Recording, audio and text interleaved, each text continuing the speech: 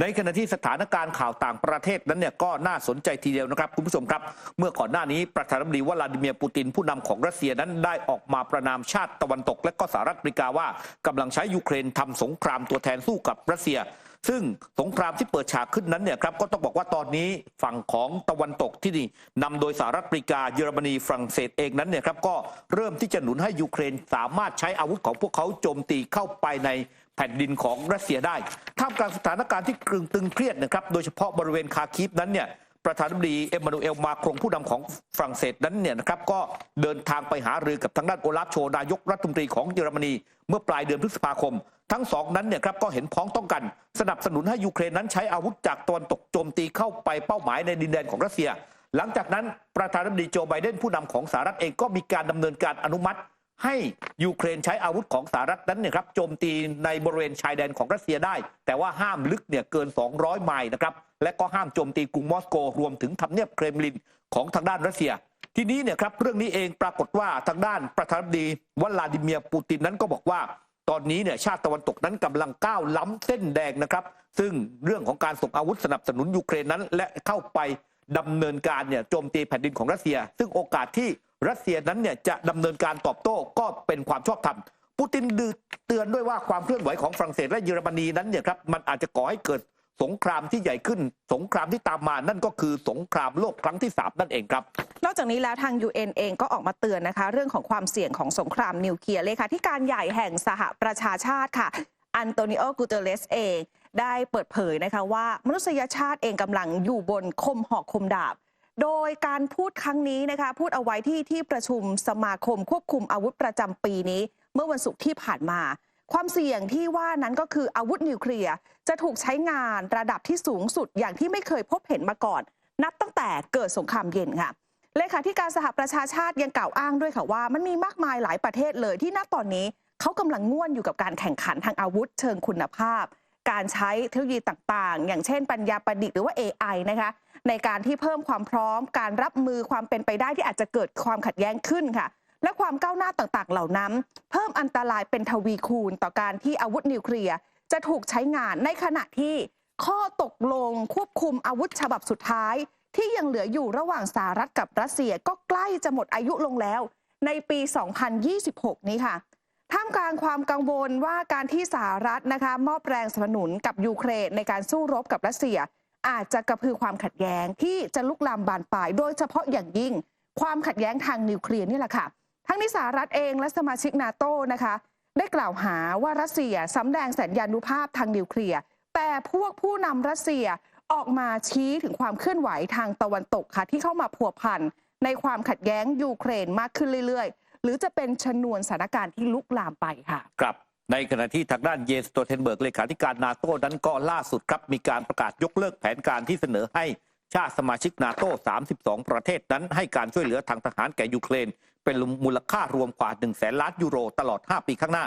ร่างแผนการให้การสนับสนุนทางทหารแก่ยูเครนตลอด5ปีข้างหน้าที่ถูกเสนอเนี่ยครับโดยทางด้านเยนสโตเทนเบิร์กนะครับซึ่งมีมูลค่ากว่า100,000 ล้านยูโรหรือว่าถ้าตีเป็นเงินไทยนั้นก็ราวๆ4 ล้านล้านบาทด้วยกันนั้นเนี่ยครับถูกยกเลิกไปนะครับซึ่งก็บอกว่าเยนสโตเทนเบิร์กนั้นได้ถูกตั้งคำถามจากสมาชิกนาโต้หลายชาติที่ต้องการคำชี้แจงเกี่ยวกับวิธีการและการหาแหล่งเงินทุนโดยมีรายงานเมื่อเดือนที่ผ่านมาว่าเจ้าหน้าที่ของรัฐบาลชาติสมาชิกนาโต้นั้นวิจารณ์แผนการดังกล่าวว่ามีเนื้อหาที่ไม่ชัดเจนและตัวเลข100,000 ล้านยูโรนั้นอาจจะต้องมีการปรับเปลี่ยนในขณะที่ทางด้านปีเตอร์ซิยาโตรัฐมนตรีว่าการกระทรวงต่างประเทศของฮังการีก็โต้แย้งว่าแผนการที่กำหนดระยะเวลาให้การช่วยเหลือไว้5 ปีหมายความว่าสงครามในยูเครนนั้นยังคงลากยาวต่อไปอีกหลายปีเช่นเดียวกับรัฐบาลยูเครนเองที่มองว่าแผนการดังกล่าวนั้นไม่มีความชัดเจนนะครับแล้วก็มันอาจจะมีมาตรการต่างๆที่ซับซ้อนอยู่ในระดับทวิภาคีและพหุภาคีในกรอบของสหภาพยุโรปด้วยเหตุนี้เองก็คาดว่าเยนสโตเทนเบิร์กนั้นอาจเสนอแผนการฉบับใหม่ที่จะเป็นการให้การช่วยเหลือยูเครนทั้งด้านการทหารและด้านอื่นๆมูลค่ารวมปีละ 40,000 ล้านยูโรหรือว่าราว 1.6 ล้านล้านบาทต่อปีภายใต้แผนการใหม่นี้มูลค่าความช่วยเหลือแต่ละชาติสมาชิกนาโต้นั้นต้องมอบให้ยูเครนจะถูกกำหนดในรูปแบบของเปอร์เซ็นต์ต่อขนาดเศรษฐกิจหรือว่า GDP ซึ่งหมายความว่าเงินช่วยเหลือเกือบครึ่งหนึ่งจะมาจากสหรัฐอเมริกาโดยแผนการของเยนสโตเทนเบิร์กนั้นจะถูกเสนอต่อที่ประชุมรัฐมนตรีว่าการกระทรวงกลาโหมสมาชิกนาโต้ในสัปดาห์หน้านะครับในขณะที่ทางด้านโรเบิร์ตฟิโก้ ผู้นำของสโลวาเกียก็แสดงจุดยืนคัดค้านการตัดสินใจของประเทศตะวันตกทั้งหลายไม่ว่าจะเป็นสหรัฐเยอรมนีฝรั่งเศสที่อนุญาตให้ยูเครนใช้อาวุธพิสัยไกลที่ได้รับจากตะวันตกนั้นโจมตีเป้าหมายในดินแดนรัสเซียโดยทางด้านโรเบิร์ตฟิโก้เตือนนะครับว่าความเคลื่อนไหวดังกล่าวของชาติตะวันตกนั้นเนี่ยแสดงให้เห็นว่าประเทศเหล่านี้ไม่ต้องการสันติภาพซึ่งจะนำไปสู่การยกระดับความขัดแย้งกับรัสเซียและสโลวาเกียนั้นก็จะไม่เข้าร่วมกับสถานการณ์ดังกล่าวด้วยครับเมื่อวันที่ 7 มิถุนายนที่ผ่านมานะคะมีงานรำลึกวันดีเดย์หรือว่าวันยกพลขึ้นบกในช่วงสงครามโลกครั้งที่ 2 ค่ะจัดขึ้นที่ฝรั่งเศสนะคะแต่ว่าหลังเสร็จสิ้นงานค่ะมีรายงานว่ามีการพบกันระหว่างโจไบเดนประธานาธิบดีของสหรัฐแล้วก็วลาดิเมียร์ เซเลนสกี้ของยูเครนนะคะโดยการพบกันครั้งนี้ค่ะไบเดนเองยืนยันต่อเซเลนสกี้ว่าสหรัฐจะยืนหยัดเคียงข้างยูเครนและเสียใจถึงความล่าช้าในการส่งความช่วยเหลือทางทหารชุดใหม่ที่ผ่านสภาคองเกรสของสหรัฐไบเดนชื่นชมนะคะเซเลนสกี้ด้วยที่ยังเดินหน้าต่อสู้กับรัสเซีย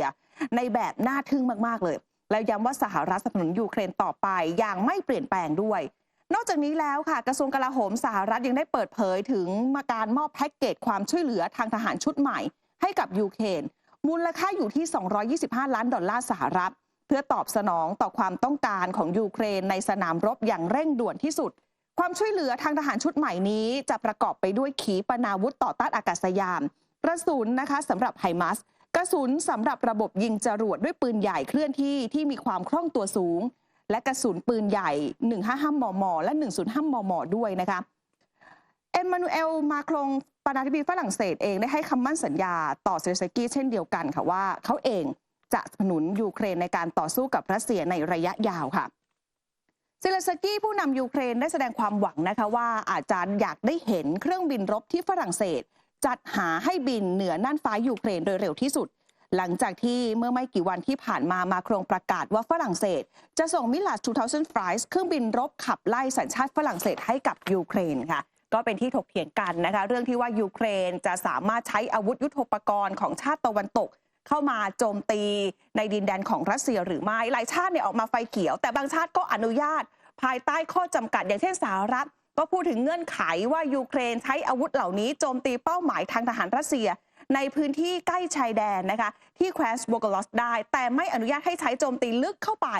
ในแผ่นดินรัสเซียไกลถึง300 กิโลเมตรแล้วก็ไม่อนุญาตให้ยูเครนโจมตีนะคะวางเครมลินด้วยซึ่งเป็นที่ทำการของรัฐบาลรัสเซียในพื้นที่ของกรุงมอสโกซึ่งเป็นเมืองหลวงของรัสเซียค่ะครับในขณะที่เอ็มมานูเอล มาครงนั้นยังคงยืนยันนะครับว่าไม่ต้องการทำสงครามกับรัสเซียและไม่มีเจตนายกระดับความรุนแรงนะครับแต่ว่ายังเชื่อมั่นว่าตอนนี้เนี่ยกำลังอยู่ระหว่างการรวบรวมพันธมิตรเพื่อการส่งที่ปรึกษาทางทหารเดินทางเข้าไปในยูเครนและกล่าวด้วยว่าตอนนี้มีบางประเทศนั้นตกลงเข้าร่วมแล้วนะครับวัตถุประสงค์หลักของการส่งที่ปรึกษาทางทหารเข้าร่วมในยูเครนนั้นเนี่ยเอ็มมานูเอล มาครงก็บอกว่าเพื่อเป็นการช่วยเหลือรัฐบาลยูเครนเท่านั้นอย่างไรก็ตามฝรั่งเศสก็เป็นหนึ่งในสมาชิกขององค์การสนธิสัญญาป้องกันแอตแลนติกเหนือหรือว่านาโตซึ่งให้การฝึกฝนทางยุทธวิธีแก่ทหารยูเครนโดยการฝึกสอนเกิดขึ้นทั้งในฝรั่งเศสและอีกหลายประเทศของทวีปยุโรปอีกด้านหนึ่งนั้นดมิตรีเปสคอฟโฆษกทำเนียบรัฐบาลของรัสเซียก็บอกว่าที่ปรึกษาทางทหารไม่ว่ามาจากประเทศใดก็ตามซึ่งเดินทางเข้ามาในยูเครนแม้อ้างว่ามีวัตถุประสงค์เพื่อฝึกฝนทางยุทธวิธีและถ่ายทอดความรู้ทางทหารให้แก่กองทัพยูเครนแต่ไม่สามารถใช้เป็นข้ออ้างยกเว้นจากการเป็นเป้าหมายในสมรภูมิแบบเดียวกับมาร่วมสนับสนุนท็อปนิวส์นำเสนอความจริงได้แล้ววันนี้เพียงกดปุ่ม Super Thanks แล้วเลือกจำนวนเงินตามที่ต้องการได้เลยครับขอบคุณครับ